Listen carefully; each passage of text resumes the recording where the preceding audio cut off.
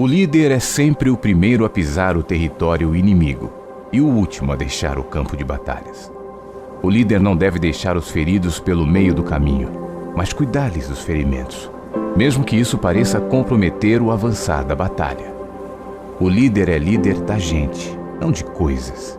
Ele constrói relacionamentos, não prédios. Ele fica no meio do povo, não atrás da mesa. Ele é uma pessoa e não um robô. Ele é um santo, não um anjo. Ele se preocupa em atacar o inimigo e não ao outro, pois na guerra espiritual na qual está envolvido, ele bem sabe que seu adversário não é de carne e osso e por isso não aponta suas armas contra si mesmo. O líder não pode exigir o que não consegue ser ou fazer. Não deve impor sobre os ombros dos outros os fardos que ele mesmo não consegue carregar. O líder não pode aproveitar-se de sua posição para massacrar mentalidades mais fracas, para entrar rasgando, para estuprar a alma carente de tão perdida e já invadida pela vida ímpia. O líder só pode indicar o caminho a seguir. Ele não pode decidir pelo outro. Ele toma pequeninos pela mão, mas não os empurra e nem força ninguém a fazer escolhas. Ele deixa as pessoas crescerem. O líder não convence na marra, não usa de ameaças e persuasão, não intimida criancinhas, não é um tirano. O líder é capaz de ser doce, sem ser permissivo.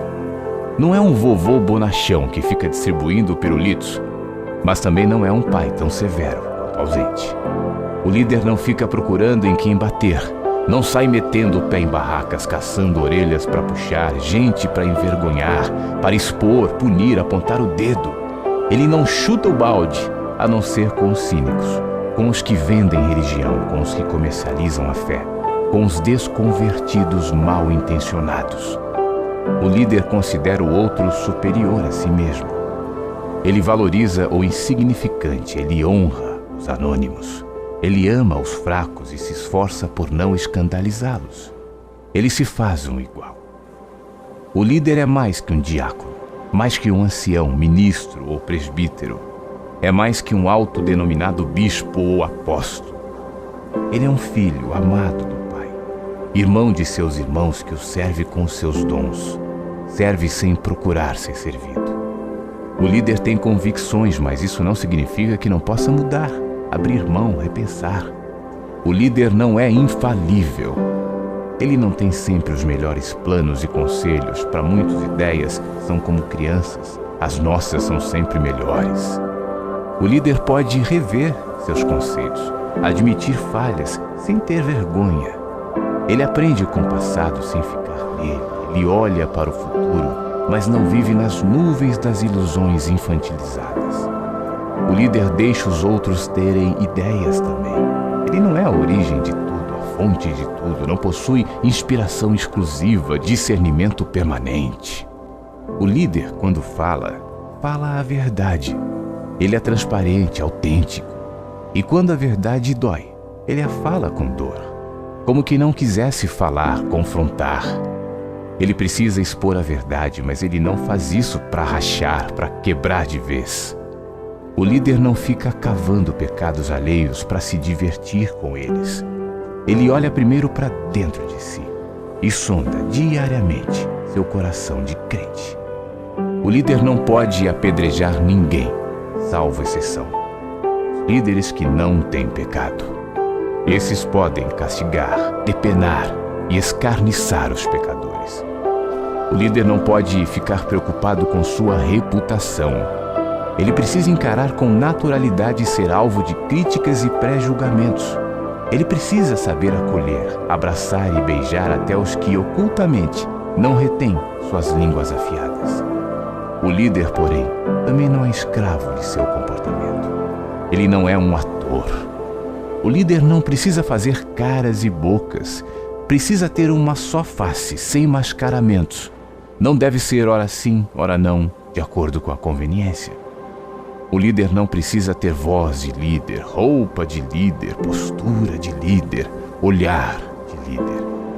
O líder precisa ter coração de servo, vestes brancas, joelhos flexionados e olhos de compaixão.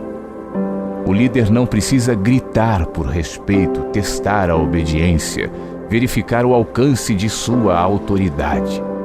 Ele não precisa apresentar títulos, ostentar currículo, berrar sua posição. O líder não pode chorar suas pitangas pelos corredores, não pode se empanelar, fazer bico, montar fã-clube, ser parcial, tendencioso, político. O líder abre mão de seus direitos, raramente se defende. Ele defende sua causa, o reino. Ele não se glorifica, ele glorifica seu rei, Jesus. O líder não é autossuficiente, não é líder de si mesmo, professor de si mesmo, pastor de si mesmo, fã de si mesmo. Seu lema é dependência ou morte. O líder não é um super-herói. Ele também chora, também cansa, também tem mau humor, dias difíceis de tristeza e solidão. Ele também precisa de ombro do irmão e do colo do pai. O líder precisa aprender a descansar, a parar, dar um tempo, refletir, sossegar o coração cansado, estar à sombra, retirar-se, reciclar-se, recostar-se aos pés do mestre. O líder precisa saber frear-se, conter impulsões, controlar a vontade de tanto falar e pouco ouvir. A ânsia por dominar, argumentar, concluir, finalizar, colocar pontos finais. Precisa deixar uma margem de espaço para o outro caminhar sem opressão. O líder não ama e nem é amado por causa de seu desempenho. Ele não é um ativista, não deve se preocupar em agradar a todos, mas sempre a Deus. O líder busca ser fiel e não bem-sucedido. Ele sabe que obedecer é melhor que sacrificar. Líderes que não obedecem a Deus não podem ser obedecidos. O líder sabe que essa peleja não é o café com leite, que a guerra não é um jogo. A caminhada cristã não é de mentirinha, sabe? Que a igreja não é um tabuleiro e as vidas não são peças de um game de estratégia. Naquilo que Jesus chamou de sua igreja, as hierarquias são horizontais e não verticais.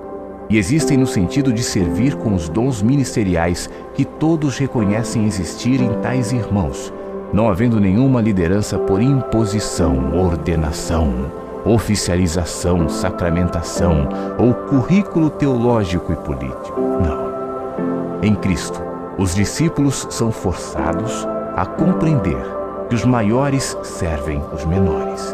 E os maiores só são maiores porque se curvam para lavar os pés daqueles que caminham pelo terreno arenoso da vida.